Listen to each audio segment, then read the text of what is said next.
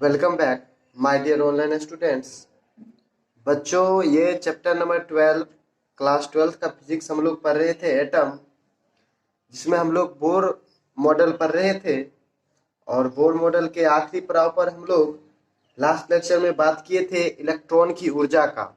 और आपको अच्छी तरह से पता होगा कि nth कक्षा की इलेक्ट्रॉन की ऊर्जा यानी En बराबर जो सूत्र आया था -m e⁴ z² बट्टा 8 epsilon not square h square n square.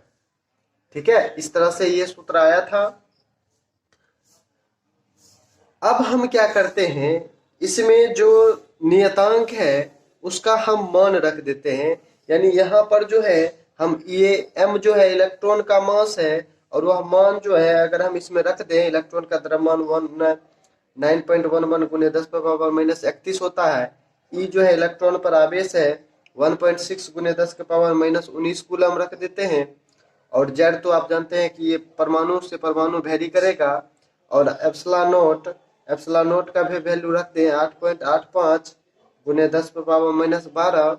H Planck नियतांक है, इसका भी मान रखते हैं 6.62 गुने 10⁻−34। और ये n तो वेरिएबल होगा। तो ये सब अगर मान हम इसमें अगर रखते हैं तो हमें En का जो सूत्र आता है वह माइनस माइनस यहाँ पर आया था -13.6, और ये बच जाएगा वेरिएबल z² बट्टा n²। ये बहुत ही सिंपल, और ये याद रखिएगा कि ये जो वैल्यू आता है वह इलेक्ट्रॉन वोल्ट में आता है। ये आपके लिए बहुत इंपॉर्टेंट फार्मूला हो जाता है, एग्जाम में ऑब्जेक्टिव में पूछता है। nवीं कक्षा का अगर हमें ऊर्जा निकालनी होगी तो ये सूत्र लगाएंगे -13.6 z² बट्टा n²। अगर हम यही ऊर्जा का बात अगर हाइड्रोजन के लिए कर ले, हाइड्रोजन अगर परमाणु को अगर हम फिक्स कर दे कि ये हाइड्रोजन परमाणु है, तो हम जानते हैं कि हाइड्रोजन के लिए बच्चों क्या होता है, Z बराबर 1। तो ये En का सूत्र हाइड्रोजन के लिए क्या आ जाएगा, -13.6, Z का मान 1 का स्क्वायर 1 बट्टा बच जाएगा n², और ये मान इलेक्ट्रॉन वोल्ट में आ जाएगा, जो आपको बहुत अच्छे से समझना है, कि हम लोग आगे हाइड्रोजन स्पेक्ट्रम का बात करेंगे। चलिए ऊर्जा स्तर हम देख ही लेते हैं हाइड्रोजन के केस में। यहाँ पर हम n का मान रखते जाएंगे और ऊर्जा हमें प्राप्त होती जाएगी। चलिए, अब अगर हम आपसे पूछें कि चलिए n बराबर 1 लिखिए, n बराबर 1 का क्या मतलब हुआ कि k सेल होता है ना, कोई भी परमाणु है, वो न्यूक्लियस होता है, उसके चारों ओर जो है नाभिक के चारों ओर ये कक्षा होता है k l m, इस तरह से होता है। तो ये प्रिंसिपल क्वांटम नंबर n तो वही बता रहा है, ये इसके लिए n बराबर 1, इसके लिए n बराबर 2, इसके लिए n बराबर 3, इसी तरह से डॉट डॉट इन्फिनिटी तक चला जाएगा। तो यही हम देखते हैं कि अब हाइड्रोजन के लिए हम बात करेंगे कि अगर हाइड्रोजन में अगर हम के सेल यानी n बराबर 1 का अगर हम ऊर्जा स्तर ज्ञात करें, E1 बताओ क्या हो जाएगा। तो यहाँ पर n का मान हम 1 रखेंगे, 1 का स्क्वायर 1, तो E1 का मान आ जाएगा -13.6 इलेक्ट्रॉन वोल्ट।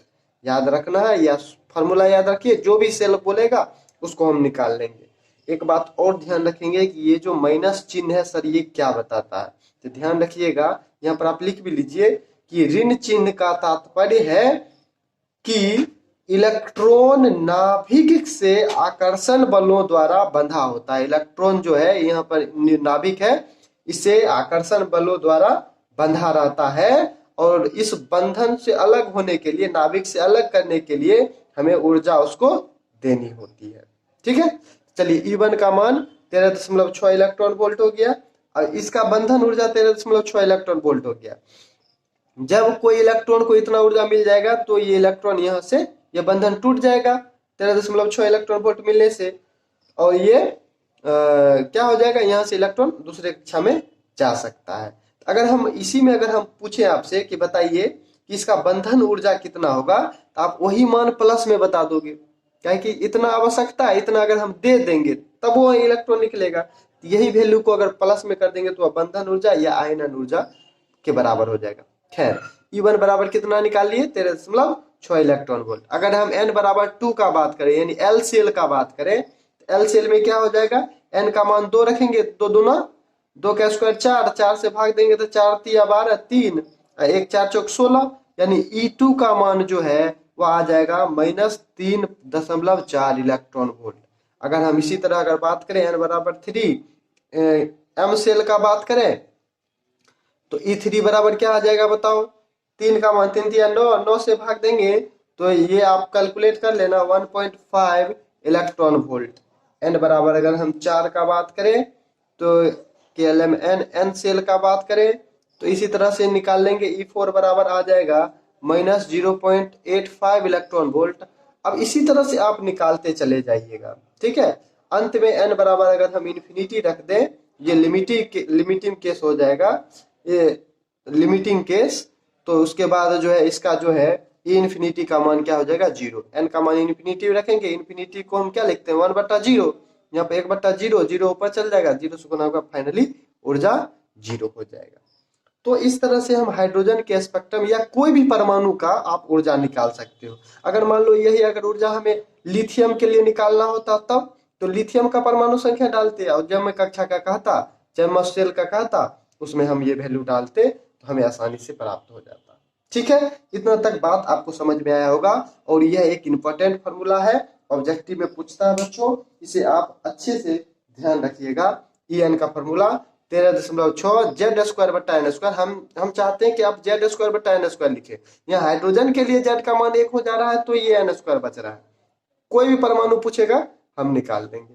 ठीक है, एक बात ये हो गया। तो हम पूरी अच्छी तरह से हम लोग गतिज ऊर्जा, स्थितिज ऊर्जा और कुल ऊर्जा का बात कर लिए। अच्छा, एक संबंध और अगर हम कुछ अतिरिक्त बिंदु के रूप में अगर हम आपको बताएं, कुछ अतिरिक्त बिंदु आपको ये ध्यान रखना है कि गतिज ऊर्जा, पोटेंशियल ऊर्जा और टोटल ऊर्जा यानी कुल ऊर्जा, ये तीनों ऊर्जा में संबंध आपको ध्यान रखना है। क्या होता है कि पोटेंशियल एनर्जी बराबर जो हो जाता है -2 ke। ठीक है, और गतिज ऊर्जा जो है यह हमेशा -E के बराबर होगा, यानी टोटल ऊर्जा के बराबर होगा, टोटल ऊर्जा T। ठीक है, और पोटेंशियल एनर्जी जो है वह दोगुना हो जाएगा टोटल ऊर्जा के। ये संबंध ध्यान रखना है आपको। ये कैसे आता है तो गतिज ऊर्जा बराबर फॉर्मूला हम लोग जानते हैं KZE²/2R। पोटेंशियल एनर्जी बराबर जानते हैं -KZE²/R। और टोटल एनर्जी में भी हम जानते हैं कि क्या हो जाता है KZE²/2R। तो यहाँ से भी आप रेशियो निकाल लोगे तो यही फॉर्मूला आएगा। ये हम इसलिए बता दिए, अतिरिक्त बिंदु में आप लिख लीजिएगा कि कभी कभी क्या करता है कि आपको हाइड्रोजन जैसे दे देगा कि हाइड्रोजन परमाणु है, उसका कुल ऊर्जा मान लीजिए कुल ऊर्जा 1.51 इलेक्ट्रॉन वोल्ट है, कुल ऊर्जा दे दिया, टोटल एनर्जी दे दिया, और आपसे पूछ लेगा कि बताओ गतिज ऊर्जा क्या है, स्थितिज ऊर्जा क्या है। तो ये संबंध से आप आसानी से निकाल सकते हो फॉर्मूला लगाए बिना। ठीक है, इसको ध्यान में रखिएगा। अब हम बात करते हैं कि उत्सर्जित विकिरण की आवृत्ति। ठीक है, अब हम इसका बात करेंगे। अब हमारा टॉपिक होगा उत्सर्जित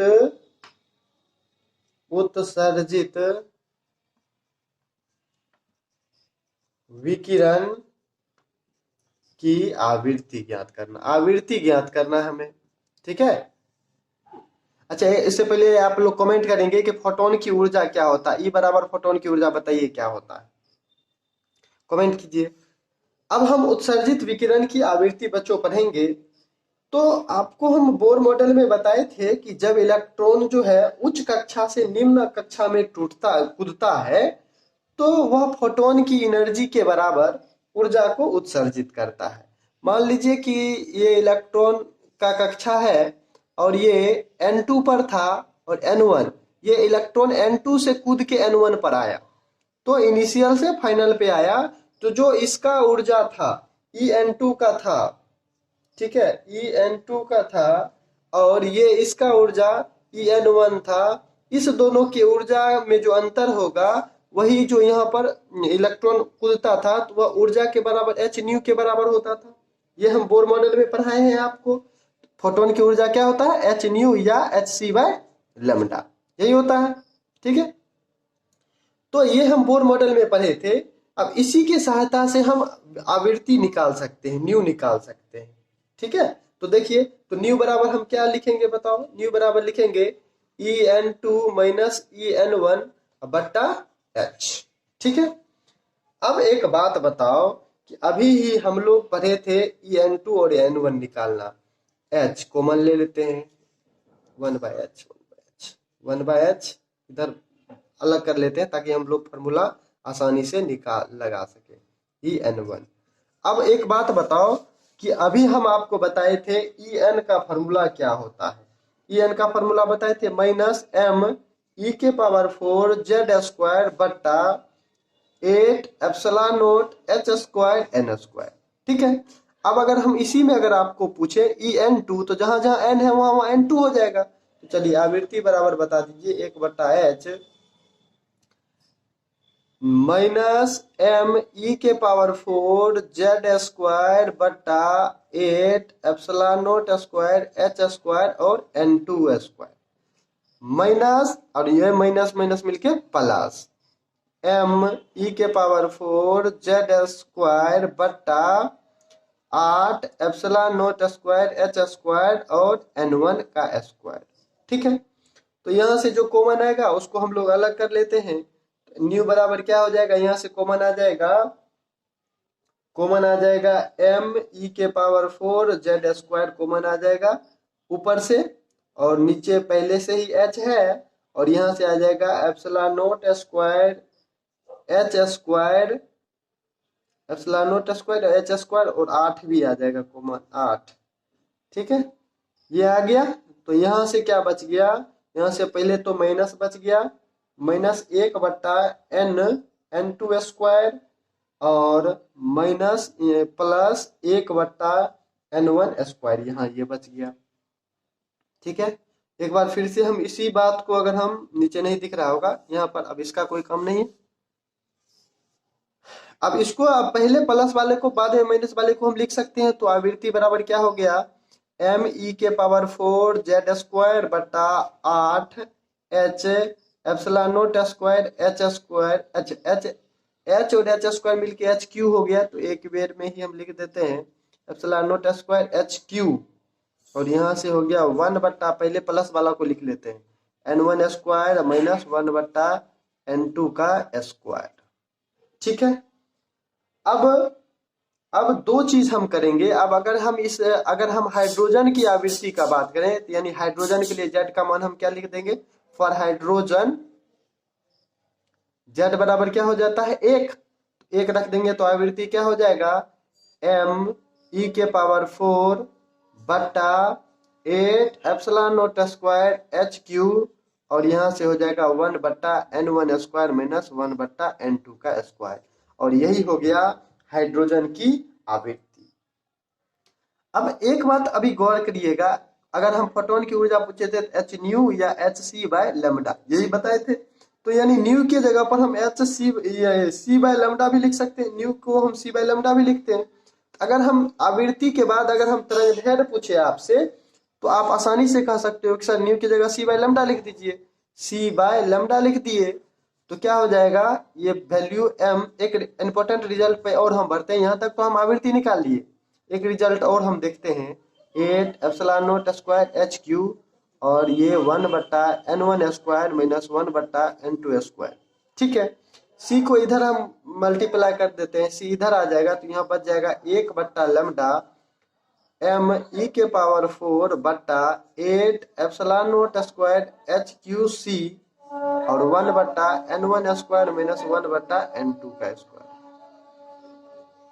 अब बच्चों एक बात आप ध्यान रखोगे कि ये सारा जो कांस्टेंट आया है m e⁴ 8 epsilon not square HQc, इसी को एक नियतांक, यदि सब मान ये नियतांक के बराबर आ जाता है 1 बट्टा, और उस नियतांक को हम r से दिखाते हैं, और r, और यहाँ पर 1/n1² माइनस 1/n2 का स्क्वायर ये, और इस r को हम क्या नाम देते हैं, इस r को बच्चों हम कहते हैं रीडबर्ग नियतांक। क्या कहते हैं r को, जहाँ ये r जो है क्या कहलाता है, रीडबर्ग नियतांक, रीडबर्ग नियतांक। और इसका मान जो है नीचे नहीं दिख रहा होगा, यहाँ हम लिख देते हैं रिडबर्ग नियतांक, और इसका मान जो है 1.097 गुने 10⁻7 मीटर प्रति मीटर होता है, प्रति मीटर होता है।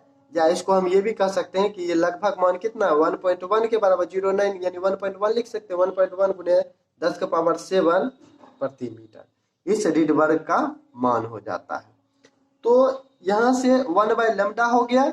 अच्छा, 1/λ को एक और हम तरंग संख्या भी कहते हैं, 1/λ को तरंग संख्या और न्यू के बार, न्यू बार से हम सूचित करते हैं। तो एक बात और आ गया कि यहाँ पर हम एक और इम्पोर्टेंट फॉर्मूला 1/λ तक भी छोड़ सकते हैं, या न्यू बार बराबर क्या हो गया, रिडबर्ग नियतांक 1/n1² माइनस 1n2 का स्क्वायर। ये एक इम्पोर्टेंट फॉर्मूला आ गया। इसी से हम लोग आगे विभिन्न प्रकार का श्रेणी पढ़ेंगे, हाइड्रोजन का स्पेक्ट्रम पढ़ेंगे, लाइमन श्रेणी, बामर श्रेणी, पास्टन श्रेणी, ब्रैकेट श्रेणी और पिफुंड श्रेणी, ये सब पढ़ेंगे। इसमें हम इसका उपयोग करेंगे। ठीक है, तो यहाँ से हम आवृत्ति निकाल लिए, तरंग दैर्घ्य निकाल लिए, तरंग संख्या निकाल लिए। ठीक है, ये तीन बात हो गया, और इस तरह से एप्लीकेशन ऑफ बोर मॉडल भी खत्म होता है बच्चों। अब हम लोग पढ़ेंगे बोर मॉडल के कुछ कमियां या कुछ दोष को। ठीक है।